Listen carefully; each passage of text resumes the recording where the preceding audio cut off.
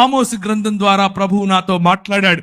ఆమోసు గ్రంథం ద్వారా ప్రభువు నాతో మాట్లాడి ఆయన నాకు వినిపించే విధంగా పరిశుద్ధాత్ముని యొక్క నడిపింపు ఆయన అన్నాడు. మరి దైవజనులు ఇప్పుడు నిలబడుకొని మాట్లాడుతూ, ఏమయ్యా ఉత్తర భారతదేశంలో చాలా మంది అవసరం వెళ్ళరా అని అంటున్నాడు. అదే సంఘటన నాకు జరిగింది. 2000 సంవత్సరంలో ఆ భక్త సింగ్ గారు చనిపోయారు. ఆయనను తీసుకుని వెళ్తున్నారు. కొన్ని వేల మంది ఆయనకు వెనకగా వెళుతున్నారు. ఆ ప్రార్థిద్దాం అనంటే కొన్ని వేల మంది తలలు ఉంచుకొని ప్రార్థిస్తున్నారు. ఆ దృశ్యం నేను పైనుంచి చూశాను. దేవా, ఒక వ్యక్తి ఉత్తర భారతదేశం నుంచి నా ప్రజలను ప్రేమించి తెలుగు వారి మధ్యకు వచ్చి మరి పరిచర్య చేస్తే నేనెందుకు వెళ్ళకూడదు అన్నటువంటి ఆ ఛాలెంజ్ నేను తీసుకున్నాను.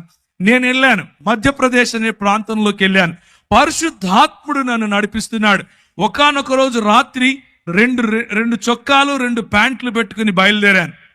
నాకు భాష రాదు, ఒక్కరు తెలియదు, ఆ ప్రాంతం తెలియదు, ఎక్కడుండాలో తెలియదు, ఏం చేయాలో తెలియదు.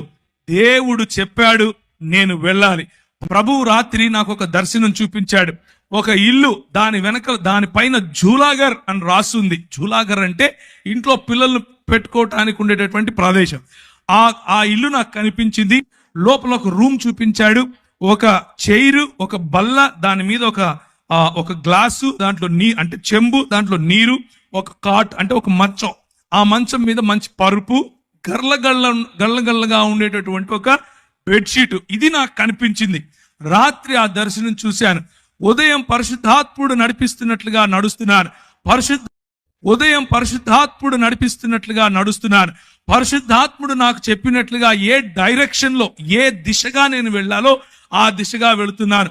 2.5-3 కిలోమీటర్లు నడుస్తూ దేవుని పరిచర్య, వాక్యం. నాకు వచ్చి రాని హిందీ ఏం చేస్తాం, ఏదొస్తే అది మూగ సైగలు అనుకోండి, మాట్లాడుతూ ప్రజలకు చెప్పుకుంటూ వెళ్ళాను. ఒక చోట ప్రభు దిగమన్నాడు.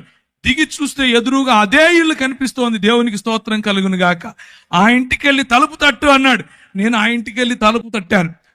అది జైన్లు ఉండేటటువంటి ఇండ్లు. అంటే ఆ ఇంట్లో వాళ్ళు జైన మతాన్ని వాళ్ళు అనుసరిస్తారు. ఆమె వచ్చి ఏం కావాలి అని అడిగింది హిందీలో, తెలుగులో కాదు. నాకు ఏం లేదండి, రూమ్ కావాలి అని అడిగాను. అవునా అని పైనుంచి కిందికి చూసి, పైన ఒక రూమ్ ఉంది చూసుకోపో అంది. పైకి వెళ్ళంగానే అదే మంచం, అదే గళ్ళగా ఉండే బెడ్షీట్, అదే చైరు, అదే టేబుల్, అదే చెంబు, నీళ్లు నింపబడినాయి. కిందికి వచ్చాను.